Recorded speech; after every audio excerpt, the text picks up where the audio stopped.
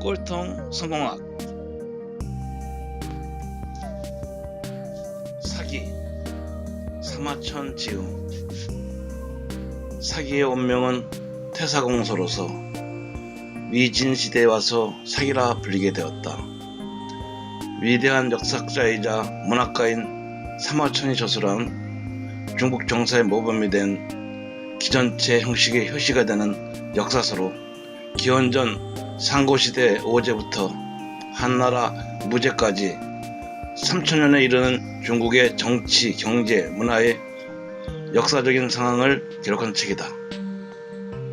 이 책은 서, 표, 돈기, 세가와 열전으로 이루어졌으며 130편 52만 6,500자로 되어 있다.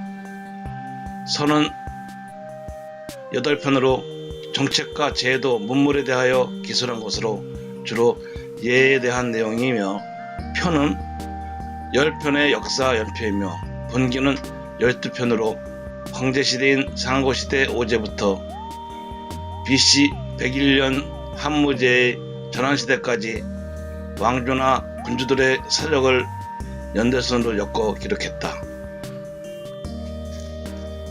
세가는 30편으로 제왕보다 낮은 위치인 봉건 제후들의 역사를 기록하였고, 열전 70편은 왕과 제후가 아닌 재상, 유림, 자객, 혁객 등에 관한 기록으로 각양각층의 인물들의 삶이나 사건을 서술하고 평가하여 사마천의 역사의식이 가장 잘 드러난다. 사마천은 각 인물들의 개별적 유형에 입각하여 당대를 움직인 인물들을 재구성하면서 기존의 역사서뿐만 아니라 민간에서 구성되는 이야기에서도 자료를 취하는 유연성을 보였다.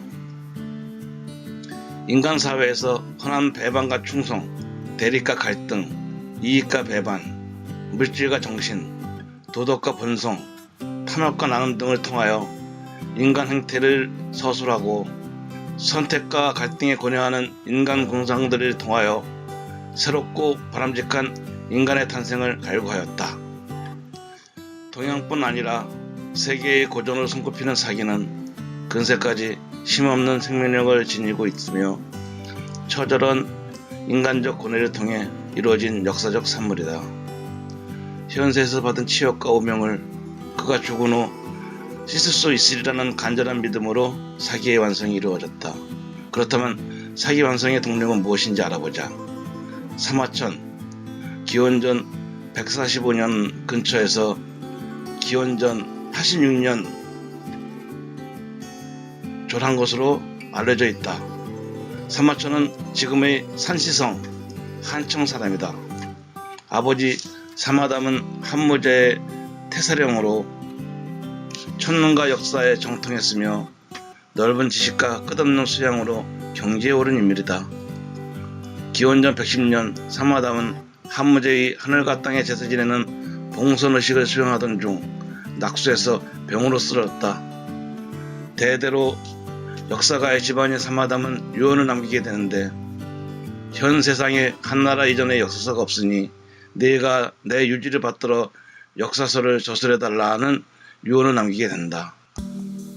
아버지 사마담의 유언에 따라 역사서를 집필하기 위한 자료수집에 전념하였으나 그 진행이 지지부지한 상태인 때 한무제의 명으로 흉노족을 정벌하러 떠났던 이릉이라는 장수가 적에게 패하여 흉노족에게 포로가 되어 투항 사건이 발생하였다. 왕과 조정 대신들은 이릉이 죽는 것이 무서워 투항했다며 이릉의 처자와 노모를 옥에 가두었다. 그리고 그를 반역자로 헛되이 바빴다. 아무도 이릉의 역모죄를 변호하지 않는 중에 사마천이 나서서 이릉을 두둔하였다. 이릉은 5,000명밖에 안 되는 군사로 적진 깊이 들어가 몇만 명이나 되는 적군을 배웠습니다. 비록 전쟁에 실패하긴 했지만 그 싸움에는 지원 병력이 늦게 도착한 정황이 강하며 이릉은 적에게 임시 투항하여 다른 전략을 짜고 있을 인물입니다. 그는 절대 한나라를 배신하지 않을 자로 추후 큰 공으로 황상의 응공에 보답할 것입니다 라고 그를 변호하였다. 이 말에 한무제가 대노하여 사마천을 옥에 가두고 벌금인 금 50만 전을 내지 못하자 생식기를 떼어내는 혹한 형인 궁형에 처해버렸다. 궁형을 당한 사마천은 수치스러워 자살하려고 하였으나 집안의 명예보다는 한 가지 중요한 일을 아직 완성하지 못했다는 생각에 명예로운 죽음 대신 주변의 손가락질을 받으며 살기로 하고 돈을 불출하며 죽음을 포기하고 아버지의 유지를 받들기로 한다. 나의 억울함은 후세에서 평가해 줄 것이라 믿고 혼신의 힘을 다하여 사기를 완성하게 된다. 고난과 역경을 이겨내고 깊은 사색이 결합하여 궁형이라는 순환 중에도 이것이 극적인 전환점으로 작용하여 위대한 역사서 사기 탄생의 원동력이 된 것이다. 사기 열전 중 이키아는 수양산에서 굶어 죽은 백이숙제부터 교토 삼굴, 토사구팽, 간포지겨 등의 여러 고사성어를 간단히 알아보자. 백이와 숙제는 고죽국 군주의 아들로 선왕의 죽자 왕으로 추대된 숙제가 백이에게 말했다. 이치에 따르면 왕위는 형님이 계승해야 합니다. 하지만 백이는 숙제의 권유를 끝까지 받아들이지 않았다. 이것은 아버님의 유언이니 반드시 따라야 한다. 숙제가 고집을 꺾지 않을까 두려워한 백이는 몰래 나라를 떠났고 그 소식을 들은 숙제도 왕위 계승을 거부하고 도망쳐 버렸다. 어쩔 수 없이 왕위는 다른 아들이 맡게 되었다. 도망 중에 우연히 만난 백이와 숙제는 서로 끌어안고 울었다. 길을 가던 두 사람은 훗날 주나라 문왕이 어지다는 소문을 듣고 찾아가던 중 그의 아들 무왕이 부친의 상중에 상왕인 은나라 주왕을 토벌하러 가는 군대를 만나게 된다. 백이와 숙제는 진나라 무왕 앞을 막아서며 말했다. 무릇 사람이란 효와 충을 중시해야 하며 말로만 이를 떠벌려서도 안됩니다. 신화된 몸으로 군주를 죽이려 하는 것은 아래가 위를 범하는 것인데 이를 어찌 충이라 할 수 있습니까? 하가란 무왕이 두 사람의 목을 베려고 하자 군사인 강태공이 나서서 말리며 말했다. 이들은 인의를 따지는 의인들입니다. 무왕은 어쩔 수 없이 두 사람을 무시하고 진군을 계속하였다. 그 후 무왕은 주왕을 죽이고 은나라를 멸망시켰다. 천하제후들이 모두 주에게 복속하고 민심은 빠르게 안정을 되찾았다.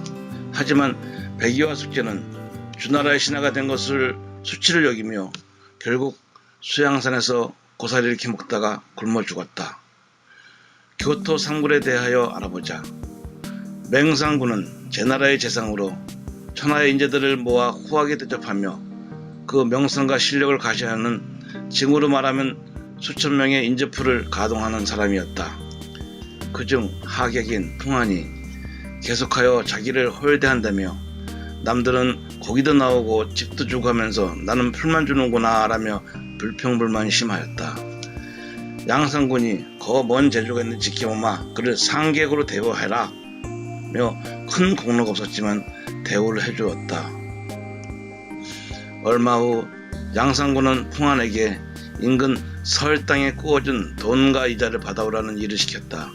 하지만 그가 설 땅에 와보니 오랜 흉년으로 인하여 사람들이 다 굶어 죽게 생겼다. 하여 풍한이 일부 부자들에게는 이자와 원금을 받고 어려운 백성들은 불러 모아 차용증서를 모두 다 불태우고 소를 잡아 백성들에게 나누어 주었다. 우리 주군인 맹상군이 백성들이 흉년이 들어 굶어 죽는 이가 속출한다는 소문을 듣고 이를 불쌍히 여겨 딸을 보내 기근을 규율하라고 보냈다.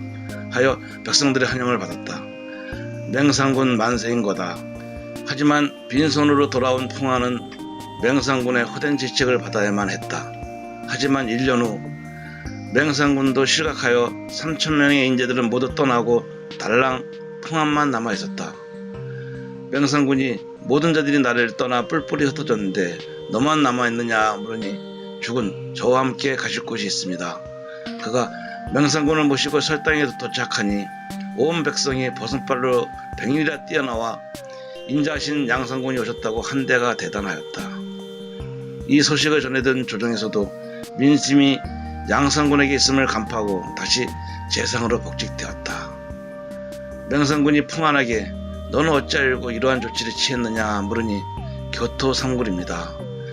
주군이 시어 똑똑한 토끼는 어려울 때를 대비하여 굴을 3개나 파둔다고 합니다.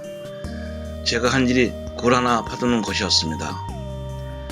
사냥하러 가서 토끼를 잡으면 사냥하던 개는 쓸모가 없게 되어 삶아먹는 토사구팽을 알아보자. 범려는 춘추시대에 월나라가 천하 패권을 차지하는데 큰 공을 세운 정승이다. 월나라 왕 구천은 최고의 공신인 범려와 문종을 각각 상장군과 승상으로 임명했으나 범려는 구천을 믿을 수 없는 인물을 여겨 월나라를 떠나 제나라에 몸을 숨겼다. 범려는 문종에게 새 사냥이 끝나면 좋은 날은 감추고 토끼 사냥이 끝나면 사냥개는 삶아먹는다는 내용의 편지를 보내 피신하라고 충고하였으나 문종은 주저주저 하다가 구천에게 반역의 짐을 받고 결국 자결하였다. 하지만 일반적으로 한나라 한무제 유방과 한신의 이야기로 더 유명한 듯하다. 항우와의 천하패권에서 승리한 유방은 자기를 도운 1등 공신 한신을 늘 경계하고 있었다. 유방은 한신을 효왕에 명하여 공로를 보답하는 척하다가 역모를 했다는 누명을 씌워 장안으로 압송하였다. 압송 중에 한신의 참모였던 괴철이 했던 말에서 토사구팽 이야기가 전해진다. 괴철은 한신이 유방을 도우면 항우는 반드시 멸망할 것이다. 유방이 정관을 잡으면 그는 욕심이 많고 무명한 사람이라 반드시 더 큰 욕심을 부릴 것이라고 토사구팽의 경고를 한 데서 유래하였다. 간포지결한 사자성어는 간종과 포수가처럼 변하지 않는 친구 사이에 두터운 우정을 뜻하는 말이다. 제나라의 임금인 양공을 시해하고 임금 자리를 빼앗은 공손무지가 죽자 관중이 모시던 공자 규와 포수가가 모시던 규의 이복동생 소백 이 두 아들들이 왕위 다툼이 발생하게 되었다. 야심에 찬 관중은 포수가가 모시던 소백을 암살하려 화살을 쏘았으나 다행히 화살이 허리춤에 빗게 맞아 가까스로 목숨을 구했고 공자 규보다 먼저 임금의 자리를 차지하였다. 왕위에 오른 소백은 당장 관중부터 잡아서 대령하라고 명령했다. 오랏줄에 묶여 칼을 쓴 못으로 압송된 관중을 정중하게 맞이한 포수가는 임금이 된 소백에게 전하, 관중은 자신이 모신 분에게 최선을 다했을 뿐입니다. 관중을 재상으로 임명하시어 국정을 맡겨야 합니다. 저 포수군 관중에 비하여 능력이 형편없으니 그를 중용하셔야 제나라가 번창할 수 있습니다. 하고 간청하였다. 하지만 아무리 친한 친구 사이이지만 관중을 위한 포수가의 요구는 무례한 일이었다. 옹졸하고 눈이 어두운 인물이 아닌 소백은 포수가에 대한 신뢰와 둘의 우정을 높이사 관중에게 대부배수를 주어 정사를 맡겼다. 훗날 관중은 포수가를 떠올리며 이렇게 말했다. 나를 낳아주신 분은 부모님이지만 나를 진정으로 알아주는 사람은 포수가뿐이었다. 이러한 관중과 포수가의 변함없는 우정에서 유래된 간포지기의 유래를 알아보았다. 많은 이야기 등을 통하여 역사적이며 문학적으로 후대에 깊은 영향을 남긴 사기는 과거와 현재의 균형을 통해 일가가 문장을 이룬다는 말에 부합하는 대작이다. 신념을 위해 수양산으로 들어가 굶어 죽은 백이와 숙제의 모습에서 마치 자신의 모습을 보는 듯하고 관중이나 오자서, 경포 등에게 특별한 의미를 부여하여 그들의 정기를 따로 바라는 것도 자신의 처지와 무관하지 않다는 의식에서 비롯된다. 남의 인생을 훔쳐보는 재미와 다양한 인간 공상들의 삶을 통하여 과거를 관통하여 현재를 되돌아보는 계기가 되었다.